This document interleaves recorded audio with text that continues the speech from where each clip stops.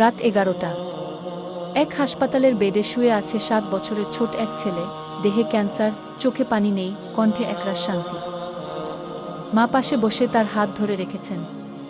ছেলেটা আস্তে বলল, আম্মু, তোমার ঘ্রাণটা জান্নাতের মতো লাগে গু। মা কাঁদতে কাঁদতে বলল, তুই জান্নাতে যাবি বাবা, আম্মু সবসময় তোকে নিয়ে দোয়া করে কি। ছেলেটা কিছুক্ষণ চুপ থেকে বলল, আম্মু, এবার ঈদে আমি খেলনা চাই না, আমি আল্লাহর সঙ্গে খেলতে চাই। মায়ের কণ্ঠ আটকে গেল। সে শুধু মাথায় হাত বুলিয়ে যেতে লাগলেন। এরপর শিশুটির দৃষ্টিতে এক শান্তি নেমে এল। সে বলল, আম্মু, আমি ঘুমিয়ে পড়ি, যদি স্বপ্নে আল্লাহ হাসে গু।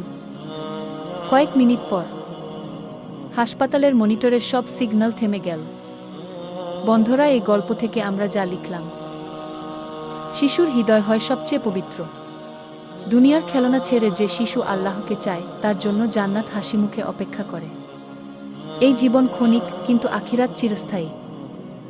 আসুন আমরা আল্লাহকে খুশি করার জন্য বন্ধুরা লাইক, কমেন্ট, শেয়ার করে চ্যানেলটি সাবস্ক্রাইব করে পাশে থাকা বেল আইকন প্রেস করে পাশে থাকার অনুরোধ রইল। আল্লাহ হাফেজ বন্ধুরা।